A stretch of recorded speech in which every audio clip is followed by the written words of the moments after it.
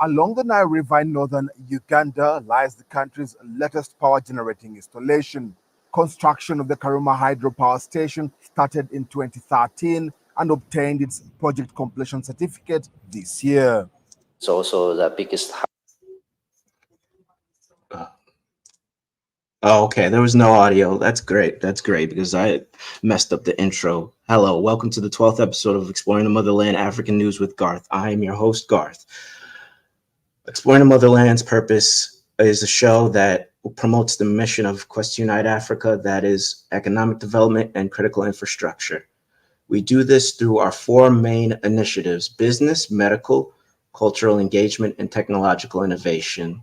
Exploring the Motherland is basically the creation of the life breath of Quest Unite Africa, why we do what we do and why our presence is needed.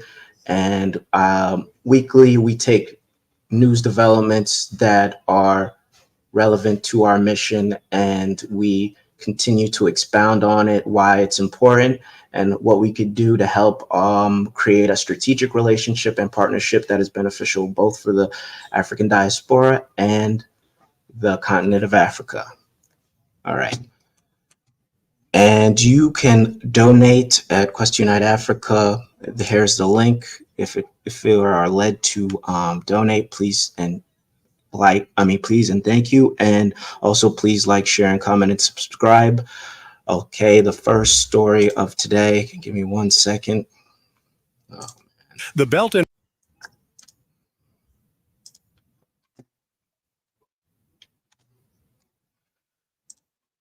all right, the first story of today is Uganda commissions a 1.7 hydropower plant financed by China.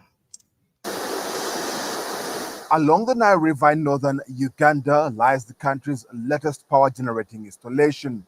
Construction of the Karuma hydropower station started in 2013 and obtained its project completion certificate this year. It's also the biggest hydropower station in Uganda.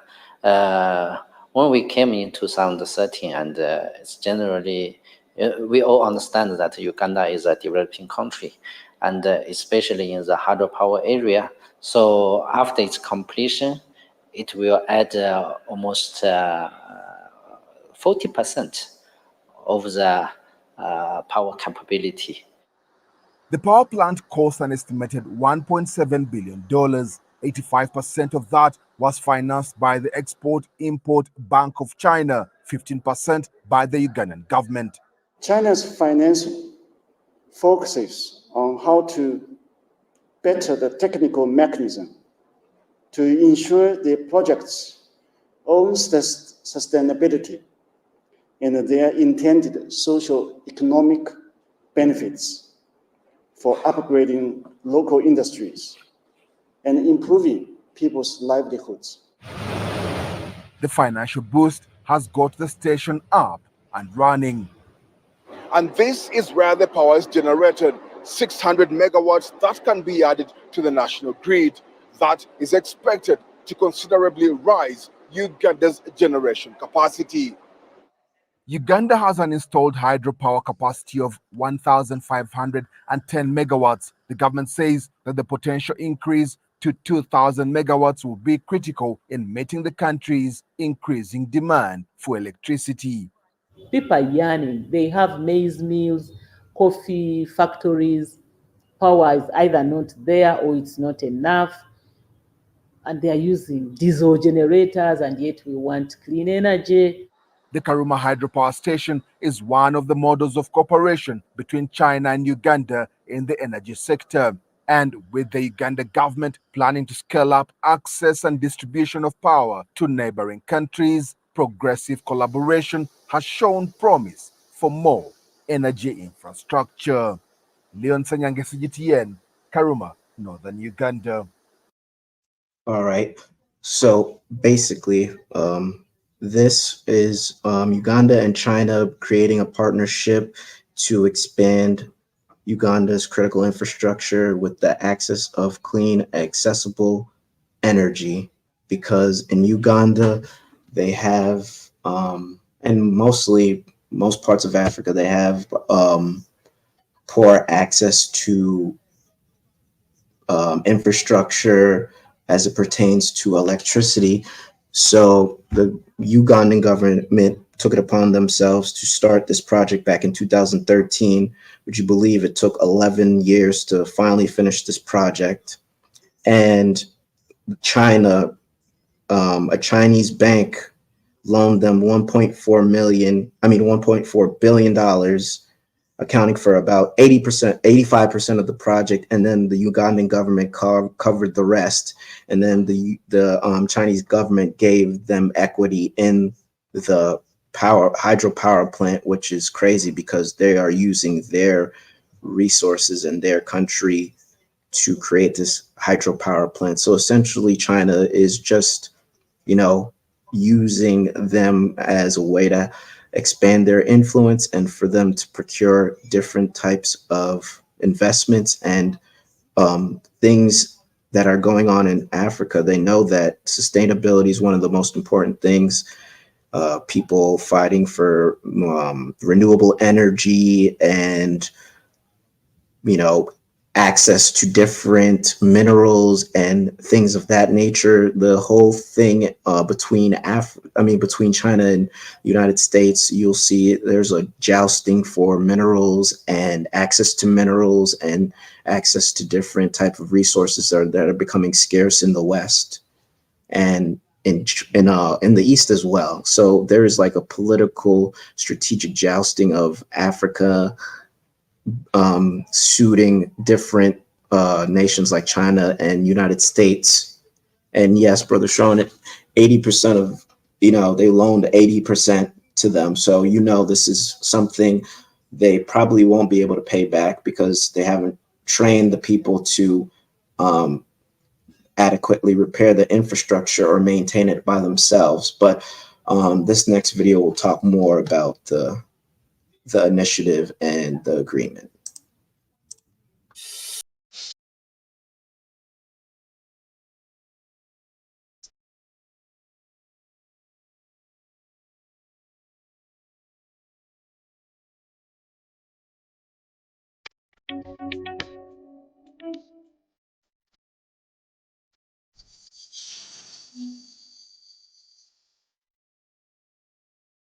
On the rise.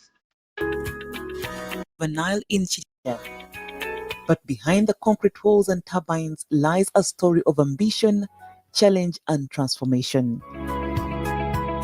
The 600 megawatt Karuma hydropower project is located on River Nile in Chiriandongo district, 110 kilometers downstream of Lake Choga and 270 kilometers from Kampala city. For decades, Uganda faced an energy crisis.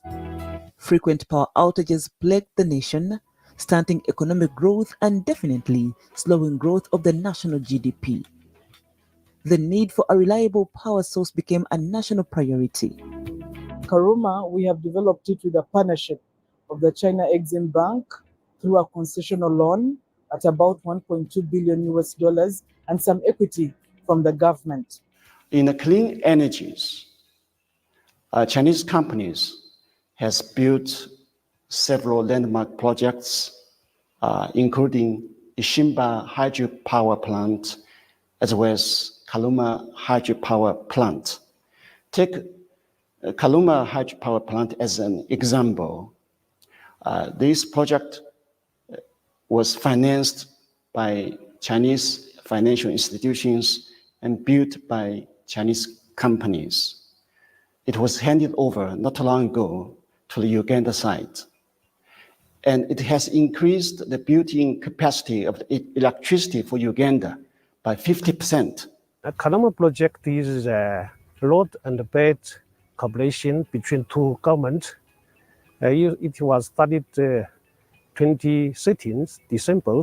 We started with excavation works, followed by structural concrete works, and then equipment installation and erection, and the last phase where we are now is the testing and commissioning phase. Sinohydro, a significant Chinese state-owned hydropower engineering and construction corporation that has been involved in several infrastructure projects, will pave the way for more renewable energy projects. Sinohydro is international construction companies And his main job is for the hydropower project, because we have other infrastructure and the solar project. This is a very huge companies. We started the business in Uganda 2009 for the Pujakari project. That time we are doing construction of the electrical mechanical works. The project created many job opportunities for the youth from all parts of the country. At one point, this project was employing over 10,000 local staff, service providers, those who give us the food, those who provide the security, those who maintain. So it's something that we emphasize to the service providers, that we should make a difference within the community. And one of them is to make sure that we give them jobs. The state-of-the-art dam was meticulously designed with 6 major components, namely a dam section, power intake unit, powerhouse, transformer cavern, surge chamber, pressure shafts, cable shaft, and 2 tail race tunnels for returning water circulating through the turbines back to the river. The dams are meant to keep a certain level of water. So this spillway gets, in essence, control these levels. And so the 9 of them are currently operational. And on the extreme right of the river, we have a fish ladder. Because during the studies which were done, it was discovered that there's some migratory fish which breed and spawn upstream. Okay, so when you put a barrier, you'll be affecting them. So you have to make a provision where they can be able to move upstream. So the fish ladder mimics the normal flow of the river without the dam wall. Okay, so the fish can feel it's the real river, and they swim upstream and go and spawn.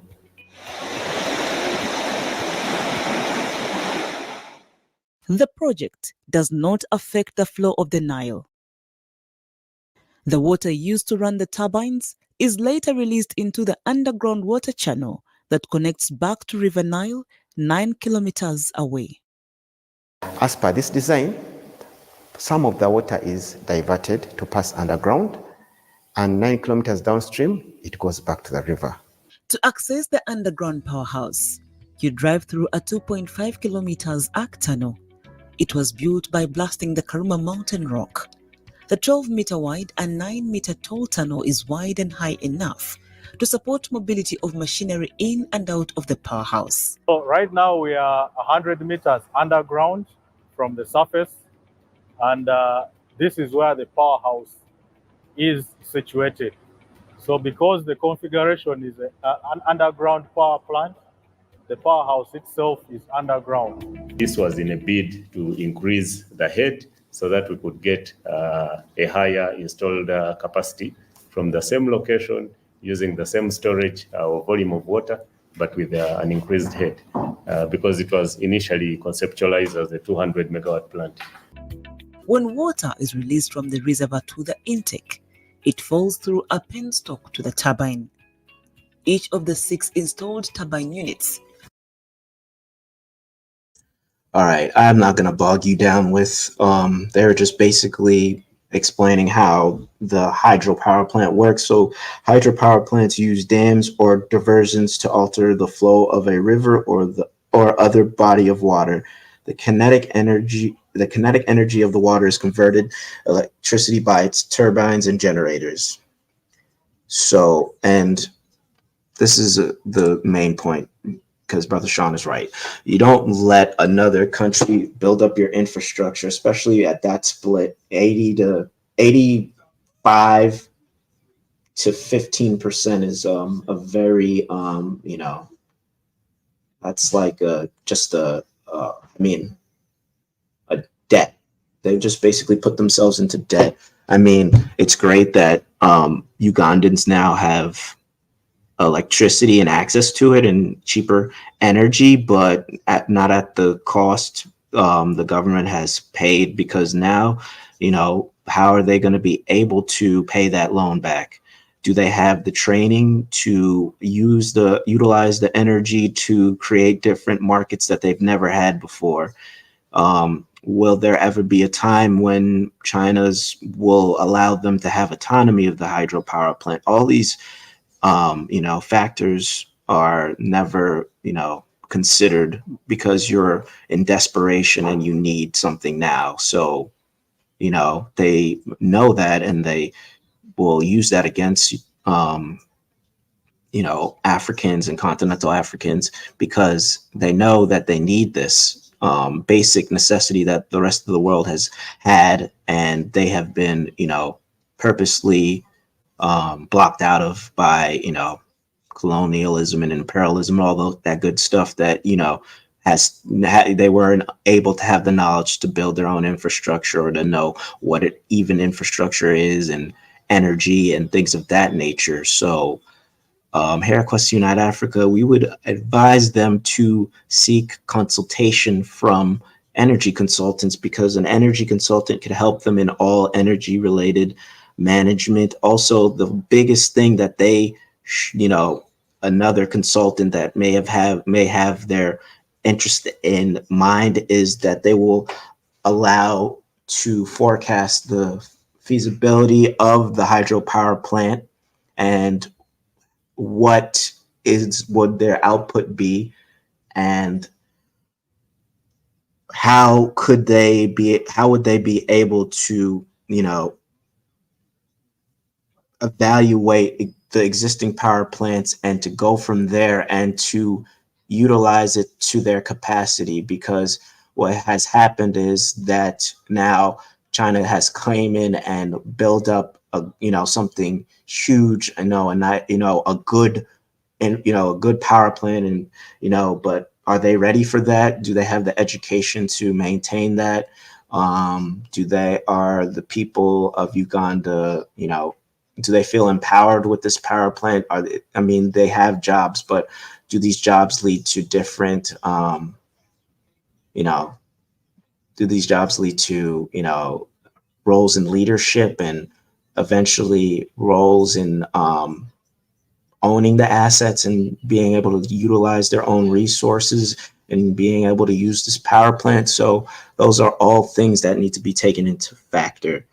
And also what energy consulting could do is, again, assess the viability of a hydro power plant and what would be necessary to maintain and upkeep it. And also they would be able to help them with the design of the power plant and, use different methods to have sustainable energy within their infrastructure that makes sense and not have to pay huge loan. Have to take on huge debt just to have access to something that if they had a little bit more time to seek consultation, they would have been able to, pay less and be able to reap the benefits of electricity, because you need clean energy to do a lot of things. You need clean energy to, ship things. You need clean energy to maintain things. You need energy for refrigeration if you own a restaurant or things of that nature. And the next story is literally a direct result or a direct as you would say, response to what has happened in Uganda.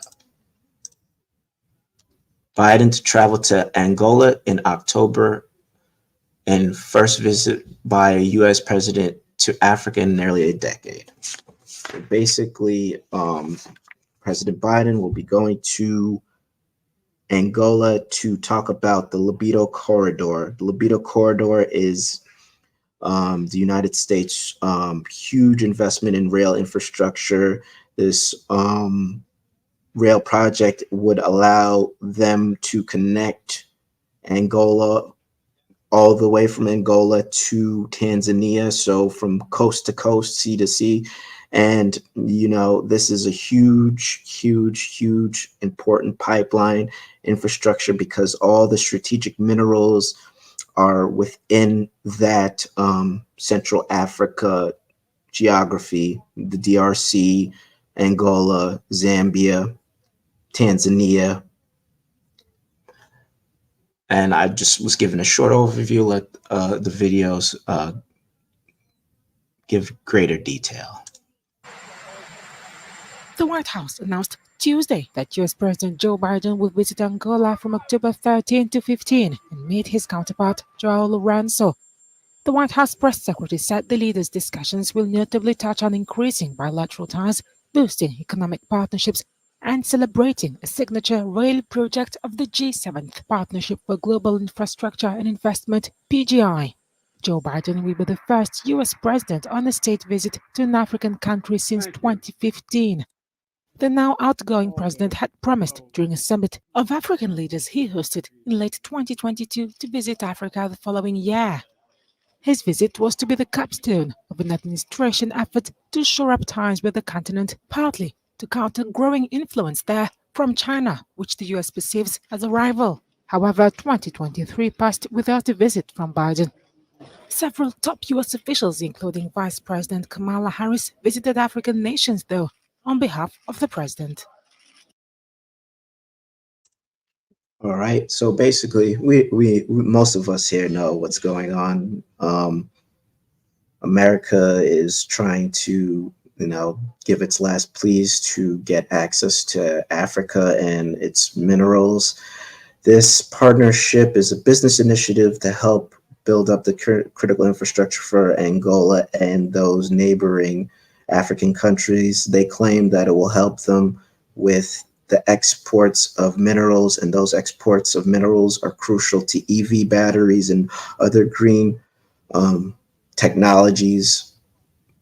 And we know, again, I believe appropriately titled it The Fight for Sustainability, because everyone is trying to get clean energy, everyone's trying to be sustainable, and this is the fight for sustainability. And you see the political jousting between Africa and China, and between China and US over minerals and different, influence in Africa, because they know that all the minerals and all of the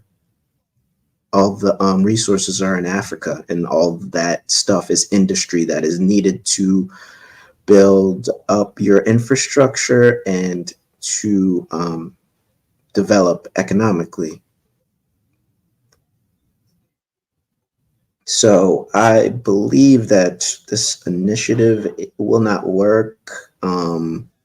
I think that, eventually someone will interrupt what's going on here and what is causing, this fight and this political shift, because eventually, Africans and leaders are going to be privy to them being a bargaining chip or them being leverage for this geopolitical landscape that is ever becoming tense and is escalating by day. The Belt and Road Initiative, launched by Chinese President Xi Jinping in 2013, has greatly influenced infrastructure development across Africa, aiming to expand China's economic reach worldwide through infrastructure, trade, and investment deals. Meanwhile, the United States has stepped up with few projects in Africa. The most notable is to rebuild Benguela Railway under Lobito Corridor. Experts see this project as the first significant American attempt to rival China's growing influence in Africa. The United States has pledged $250 million to support the Lobito Atlantic Railway Corridor. On top of that, the U.S. International Development Finance Corporation, DFC, is stepping in with a $10 million loan for Saba Foods Zambia Limited. This marks the first U.S. investment in food and agriculture along the Lobito corridor. The loan will help Saba Foods expand its food production and storage facilities, boosting the food value chain in Zambia and making a real difference in the region.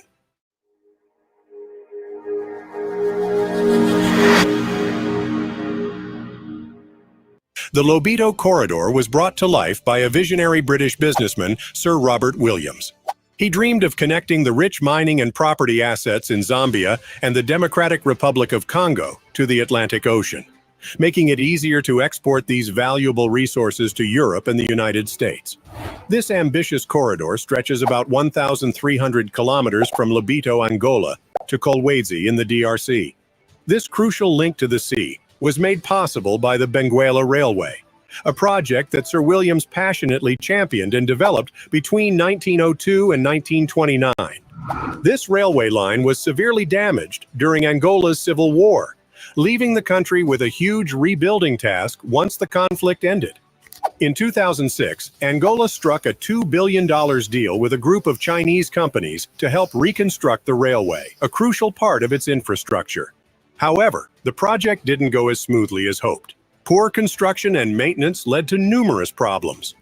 Stations fell into disrepair, safety systems malfunctioned, servers went offline, and train derailments became all too common. Despite the significant investment, the railway struggled to operate effectively, showing just how challenging it can be to rebuild after a devastating war. Recently, Angola decided not to go with the Chinese government's proposal to renovate and manage the neglected Benguela Railway. Instead, they chose to award a 30-year concession for the Lobito Corridor to a consortium called Lobito Atlantic Railway. This group includes Swiss commodities trader Trafigura, Portuguese construction firm Moda Engel, and Belgian railway operator Vecturis. Together, they are now taking on the task of managing and modernizing the Lobito Railway. The project has attracted financial support from the U.S. government and the European Union. There are also exciting plans to extend the railway all the way to Tanzania and the Indian Ocean, further enhancing its strategic importance and connectivity. The $1.7 billion project is set to breathe new life into the Lobito Atlantic Railway corridor. It will repair and modernize the train tracks and stations, add over 1,550 new wagons, 30 locomotives, and offer training for train operators to ensure smooth and safe operations. Beyond these upgrades, the project will help participating countries gain better access to vital raw materials in the region like nickel, cobalt, and lithium. This is especially important for countries looking to advance their green energy goals and promote sustainable development. China lent more than $160 billion to African governments from 2000 to 2022, with Angola receiving the biggest share. Chinese investments have transformed Angola with new roads, railways, sprawling suburbs, and football stadiums. However, these projects have not been without controversy. Critics around the globe have raised concerns about the quality of construction, its environmental impact, and whether these projects are sustainable in the long run. Moreover, the large Chinese loans have left some of these countries grappling with significant debt, complicating their financial stability and future prospects. Recently, Chinese investments in Africa have seen a significant drop. Experts think this is because China is re-evaluating its approach, as the returns on its projects haven't been as high as expected, making China more cautious about future investments in the continent. Still, the Lobito Railway project might turn out to be a valuable asset for China. The corridor is likely to continue playing a key role in the export of important minerals like nickel and cobalt to China. While overall investment levels might be down, China is still likely to benefit from the strategic importance of the Lobito corridor and its role in the mineral supply chain. However, the shift in Chinese strategy has opened up a chance for the United States to get more involved in Africa. The U.S. is not just looking to challenge China's influence in the region, but also wants to secure key resources like rare minerals that are crucial for advancing future technologies. The U.S. government has also been stepping up its engagement with Africa to strengthen commercial ties. U.S. President Joe Biden has made a significant commitment, pledging $55 billion in investments over the next 3 years, underscoring a serious dedication to Africa's growth and development. Trade and investment between the U.S. and Africa have also experienced a notable boost. The U.S. has facilitated 547 new deals valued at around $14.2 billion, strengthening economic connections between the U.S. and Africa. The International Development Finance Corporation, DFC, has invested over $2 billion in 46 projects across Africa, focusing on areas such as infrastructure, job creation, health, and critical minerals. Additionally, the U.S. Trade and Development Agency, USTDA, has provided grants to support $3.4 billion in infrastructure funding, while the U.S. Department of Commerce has helped facilitate nearly $3.6 billion in exports to Africa, with a focus on digital technology, clean energy, creative industries, and climate-smart agriculture. Beyond these efforts, The U.S. is also funding solar energy and other infrastructure projects in Angola, including the Lobito Corridor project. However, despite these investments, U.S. contributions to the region remain modest compared to the substantial support provided by the Chinese government over the past 20 years. Chinese investment in Africa is both widespread and impactful, involving over 2,000 companies across various sectors. China plays a significant role in natural resource extraction, from oil to mining, and also invests heavily in infrastructure projects like roads, railways, and ports. Their manufacturing presence helps create local jobs and boost industry, while their work in telecommunications improves mobile networks and internet access. In agriculture, Chinese initiatives focus on agribusiness and sustainable practices, contributing to the sector's growth and development. The United States is exploring the potential of the Lobito Atlantic Railway by funding research into its feasibility. There's a chance that this research could lead to U.S. invest for the project down the line, which might help bring the ambitious vision to life. We'd love to hear your thoughts on the ongoing Chinese projects in Africa and the recent U.S. interests in the region.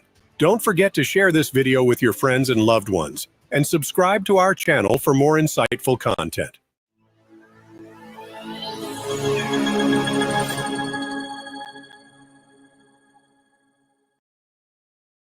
So, I mean, I see the comments and everyone is correct. Let's see. See how the puppets are selling off their nation's independence for chump change. Exactly. Sounds like colonizers have gotten a foot in the area. Absolutely. Curious. Uganda could research other ways of generating energy for their needs versus traditional methods. That is correct, Team Truth. That's why we would have to, create a cultural engagement. Cultural engagement is basically, sitting down with, people of a nation and, figuring out what's important to them and building and maintaining infrastructure and making economic goals based on what they value. And a lot of the stuff that's going on in Africa is going against a lot of their perceived and, innate values. But I mean, and it's funny that you say that, because the next story we'll talk about that, but let me just finish talking about this story, because you see that there is again a geopolitical jousting for influence in Africa, and again the word sustainability, because clean energy, green energy is the future. And, I literally remember this in college, taking this UN seminar that was required for you to pass to graduate. And now I understand why. But as it pertains to this specific story, Angolans should honestly be criticizing their government about these projects and should be trying to block them on the basis of, on the basis of how does this, exactly help them with the allocation of their own resources, and do they have autonomy over their resources of the exports? Because if they don't own their infrastructure, that means they can't just export a certain amount of minerals or food as they would like to. They would have to agree to the terms based on United States agreement on the loan or the money that they have sent to basically fund the project. So we would try to consult the citizens of Angola, and we would contact citizens of Angola, Zambia, and those neighboring nations and have them think about what's important to them. Is this rail project really going to benefit them, or is it just going to benefit those who built it? And then Sean said that he had a really good comment, because basically the puppet, let me see, where is it? Yes, they are very short-sighted. They don't really understand, or they may understand that these deals and initiatives do not help build up Africa's infrastructure, nor does it empower or educate a nation to advance or to progress. This is just basically something that they could show on their resume, or they may have some portion of the deal or of this project, or they get a percentage. It's pretty nefarious how they could just willfully sell off their nation's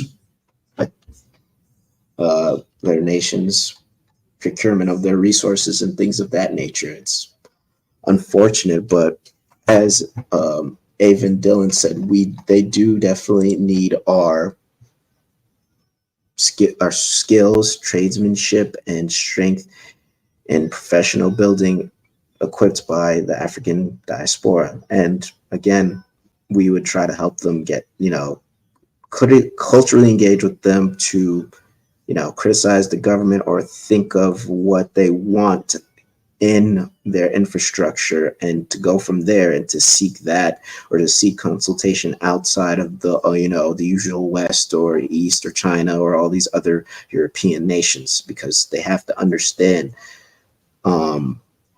educate them on the history of colonialism as it pertains to different different regions and areas, show them how this, to show them, educate them on and consult them on how these projects really do not reap the benefit for you, and it's just basically a loan debt to have something that looks good, but you can't, you don't know how to maintain it, or you don't have the direct equity in it to even pay back the loan that they gave you. And I'm pretty sure there's people who have expertise in rail engineering projects, and they will be able to help them to think about sustainability. They could give them a appraisal and a detailed design and implementation for the rail projects. And, they could also provide, different monitoring measures and different, indicators of performance, as to show them what would be the key things to make sure that the project or the railroad would, be economically progressing, different benchmarks and different things that are important to build a railway, instead of just having China literally the US, to come in and just say, hey, we got you, don't worry, here's the money. And then they'll fund the money, and then have all these other nations who need their resources help them build it. And then, there's just too many hands in the pot, hands in the pot, so to speak. So it's like, to the point where they are the last ones to reap from this project. All right, and the next story is definitely about, cultures and tradition and the people standing up for it. And let's get to the next story. Well, this story first. I want to play this story. Tense scenes in Ghana's capital as clashes broke out during demonstrations over perceived economic mismanagement by the government. Crowds had also taken to the streets to denounce the government's handling of illegal mining, a practice which harms the environment. Police made dozens of arrests during the demonstrations. We have our men here, you can see, and depending on what situation we have to address, our men will come in. We are ready to handle any eventuality. A spokesperson for the police alleged that some in the crowd attacked officers. Demonstrators, meanwhile, accused police of committing an unjustified attack on peaceful protesters. The police, they're not honest, they're constantly moving the goalpost. And, even as at yesterday, come and tell us that they're doing this bogus operation across the country and they're blocking All right, yeah. It's funny because this story is about the Ghanaian police, arresting protesters. Basically, they were protesting basically on the government's handling of the economy and more so of illegal mining, what they call galamsey in Ghana. Basically, it's based off the term of gather them and sell. So basically, in in Ghana, there is a problem where people are just, you know, there are people who are just mining without any consideration to the environment, consideration to mining practices that contaminate the water, that contaminate the soil, that contaminate the environment, and people are mad about it. And I also paused it because this woman drops the F-bomb, so I just was gonna, for everyone's ears, I was just gonna skip it over, But yes, she does drop the F-bomb, and she's very mad. Frustrate us. So the police has never been our friend, and they probably never will. An opinion echoed by the group Democracy Hub, which organised the protests. A convener for the group insisted they were doing all they could to calm tensions. Yes, without provocation, individuals who are speaking out against what they are doing, we have tried and arrested 2 individuals. We've communicated with our lawyers who are already en route to deal with what the police have decided to do today. We're calling on everybody. They're planning to do random arrests. Ghana's economy is gradually recovering from a financial crisis in 2022 with the help of a $3 billion relief package from the International Monetary Fund. The demonstrations come ahead of a presidential election in December, with the country's finances at the forefront of the campaign.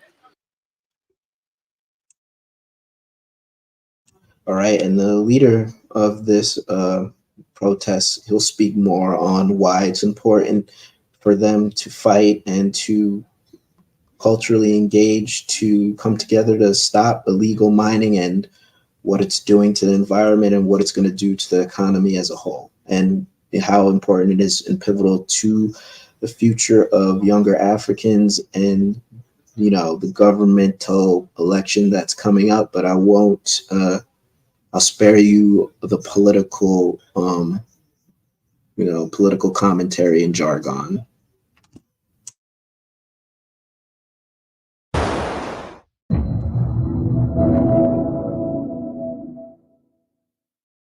I've been having a conversation about trying to confront the nation with the urgency of the environmental crisis we're facing, which is galamsey.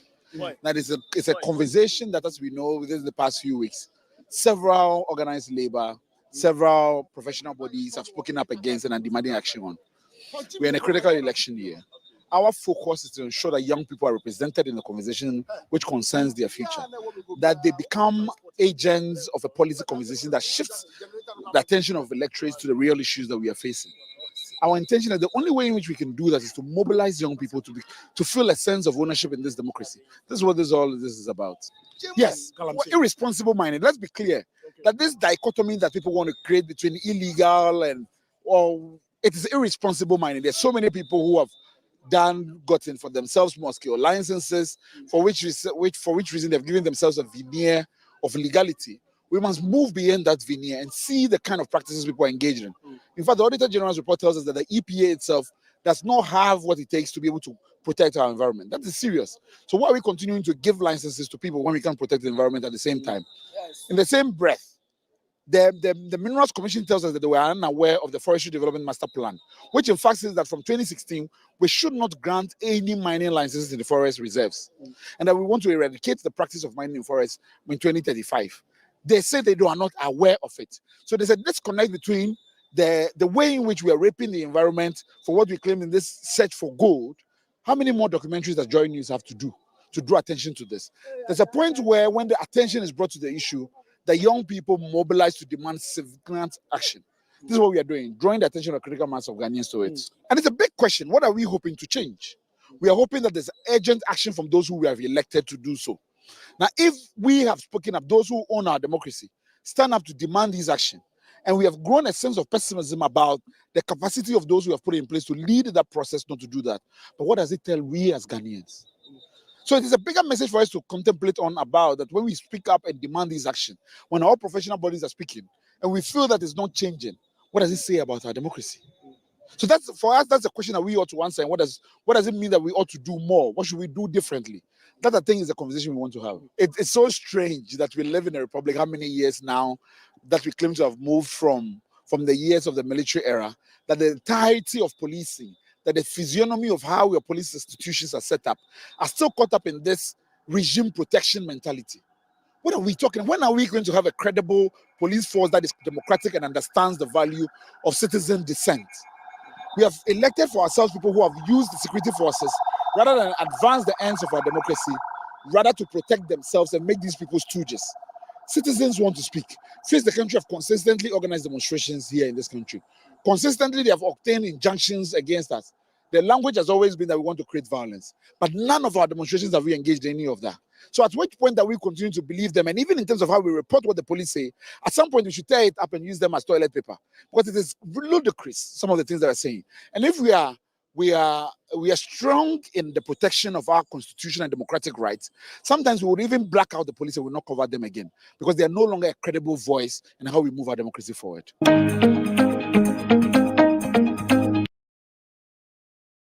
See, he gets it. He said a lot. He gets it. He basically said that they need to come together and stop allowing people to mine, whether that be foreign entities, whether that be locals, whether that be anyone within Ghana who's coming to mine to get gold or minerals. And he's saying that, yes, they may obtain licenses on the veneer or the facade or the optic of legality, but we all know that what's always legal isn't always moral, and what's always moral isn't always legal. So that's the dichotomy they face. And to help that, we would just need to those who are experts in mining, specifically sustainability, should help organize this effort and come together through cultural engagement and have a consultation with local communities on how they can mitigate the risk of mining and also ensure that they can reap the benefits of, or the economic benefits of, mining at the same time. So there's like a balancing act, so you're not destroying the environment at a rate that can then contaminate everything else and then have economic stagnation. And then we continue with the story because everyone else, because now Ghana is calling for a lockdown, and they're calling for the government to completely stop mining practices altogether.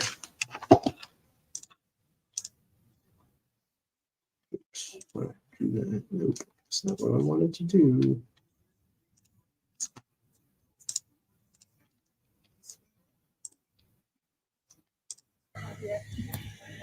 Ghana is bracing for a national lockdown on Monday as civil servants and labor unions intensify their stance against illegal mining known as galamsey.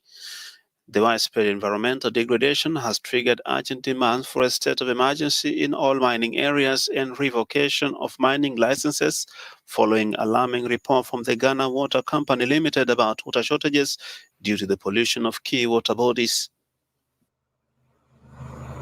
When you go to war and you poison the water of your enemy, is considered a war crime. So when you have a people who poison their own selves, if you have leaders who have to act, who refuse to act, president should act now. And get the military to clear everyone found on the water bodies. All entry permits given to mine in protected globally significant biodiversity areas must also be abrogated. As the Ghana Water Company warns that the nation may need to import water by 2030 if current trends continue, the stakes have never been higher.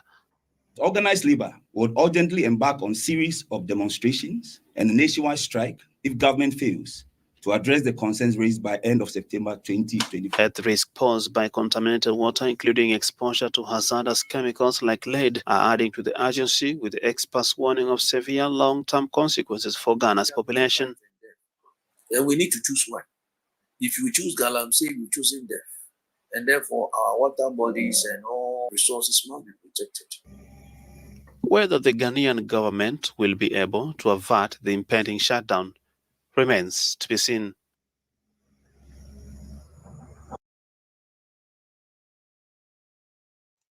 All right, so yes, they are mad. They understand that they need to stop this, or else the environment is going to, cause their economic growth to stall or even to go, to decline. Because what they'll talk about, or the article, if I haven't, disseminated that, they are concerned because now the mining has contaminated farming, farmlands, and all, specifically cocoa. And if some of you know, cocoa is one of the hugest imported crops for Ghana.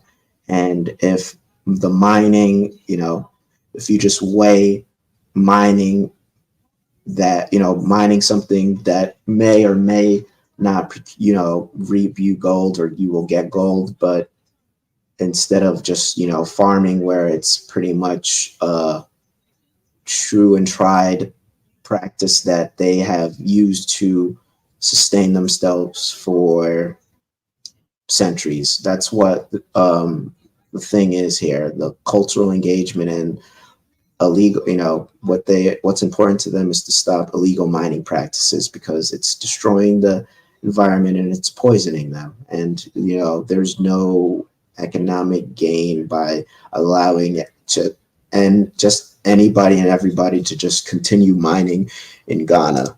And they should seek the consultation of different mining companies that can allow them to,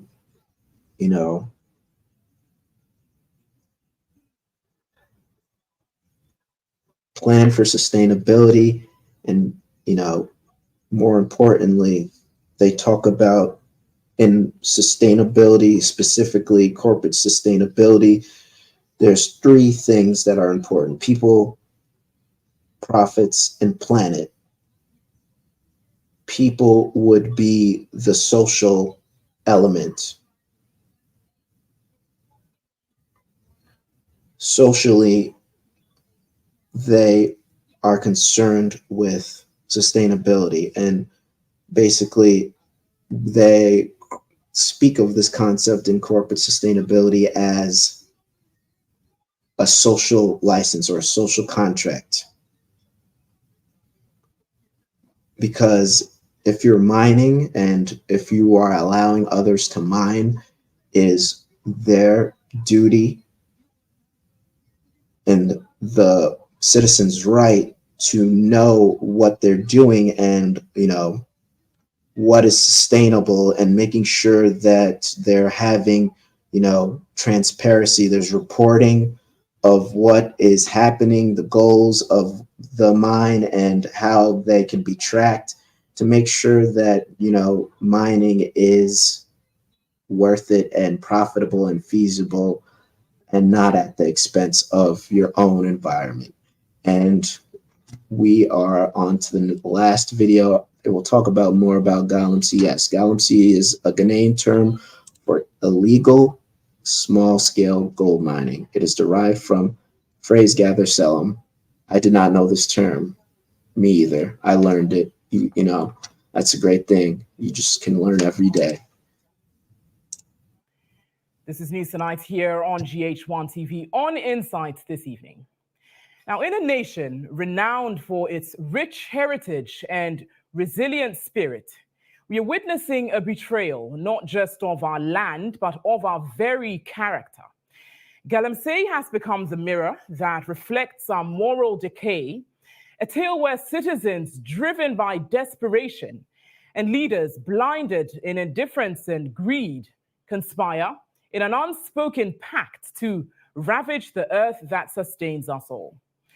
As rivers run muddy and forests fall, the true tragedy is not just the devastation of our environment, but the erosion of our core values. We are people caught in a tragic irony where our leaders' promises of protection are drowned by their inaction, and our collective quest for survival slowly poisons the future we wish to build. When we expect our leaders to be concerned and to act, this is what they'd rather engage in. If we are to look and investigate both sides of the house, you have had the opportunity to rule this country before. I can tell you, you polluted the water more than us. You polluted the water more than us. So let's get matters straight. Speaker, we have business, critical business to prosecute. We have critical businesses to prosecute. And Speaker, you directed in that direction. I think we should stick to it and deal with the businesses at stake. These matters of picking and choosing and then playing to the gallery will not please anybody. Minority leader, I think we got it wrong. But we will be happy, I will be happy to debate you on both sides, the MPP administration and the NDC administration. I will be happy to debate you who has polluted our water bodies and our environment more than the other. So we don't need to belabor the point. Let's proceed and consider the business's schedule. We can make progress. Yes, well, just like you, I could not believe my ears. If you think the Galamsey menace is not affecting you, then you need to do some rethinking. It's the very reason why we are paying more for water, and very soon we will not have enough. South Africa imports water because of climate change, but here in Ghana, where we have many fresh water bodies, we are rather destroying what we have. It's simply unthinkable. The chaos of Galamsey today is a stark reflection of a country at war with itself. With each illegal mine, we unearth not just gold, but also our greatest impulses, greed, neglect, and the relentless pursuit of profit at the expense of all else. What as a means for local communities to simply eke out a living has escalated into a national crisis that threatens the very fabric of our society. The history of Galamsey is marred by cycles of promises and failures. Each new initiative to curb it is soon drowned by the flood of illegal operations that persist, emboldened by the complicity of those who should be standing as our guardians. The mercury that's used in these mining processes poison not just the soil and water, but the very soul of our country. Our local farmers are losing their livelihoods as lands become unfit for agriculture, and communities that once thrived are now haunted by the specter of diseases linked to environmental degradation. We spent so much money on drones, Galam Stop, and other programs, but despite numerous government interventions, including military operations, the formation of task forces, the menace of Galamsey remains largely unchecked. Each failed attempt to control this situation has only emboldened the miners and their backers, creating a very vicious cycle of destruction that seems impossible to break. President Nana Addo Dankwa Akufo-Addo, whether you believe it or not, your tenure will soon also be remembered as a time when Galamsey went out of control despite your pledge to put your presidency on the line to fight this menace. It is indeed great that we've got CSOs, media, labor unions, and the clergy holding the government's feet to the fire. Let's not tire. We need to keep fighting for the survival of our country today and for the future of our unborn children. The true measure of our nation will not be in the gold that we extract, but in the legacy that we leave behind. It's time to decide which story we want to tell. President Akufo-Addo, do something before your time expires. All right. Since that sister eloquently put it, it's a pivotal time in Ghanaian history. She's telling you how it's polluting agriculture. People are desperate already. So they think that mining is a way to, help their misfortune, but it's just also, well, I'm not saying displacing, what's the word? It's also economically stifling other industries within the country, like agriculture specifically. So basically you're poisoning your neighbor in order to help yourself gain wealth from mining or gold that, if you don't have the proper consultation or the proper training, you are basically just, polluting the earth for no real reason. I mean, they need people, if they want to, because the first and foremost, they need to close down the mine and have a talk with all the stakeholders involved of mining, and they need to make new cultural benchmarks or goals as to what responsible mining looks like and how they will set that out. They could do that by consultation from different private mining entities, specifically environmental mining companies that they specifically deal with wastewater management and treating the water to make sure that there is no toxicity or chemical residuals that can impact the environment, so people can mine responsibly. And yeah, you see why we are needed, family, at Quest to Unite Africa and the diaspora as a whole. Please like, share, comment, and subscribe. Please donate to Quest to Unite Africa. I put the link in the chat, and here it is. And also, with our new main initiative that Brother Mike is spearheading, please support the vocational training school that we're trying to start by helping the people of Tanzania in the village to train them in different avenues. Specifically, one is, food storage, because there's a lot of food being wasted that is needless and doesn't make sense. That they have to use different minerals and things to just get food when they have all this excess that could be stored and, used for later. All these things we take for granted, and we have learned here in the West and in the diaspora. Exactly. Well, thank you, everyone. I will be back on next Friday at the same time. Like, share, comment, and subscribe, and enjoy the rest of your day and your Shabbat. Shalom.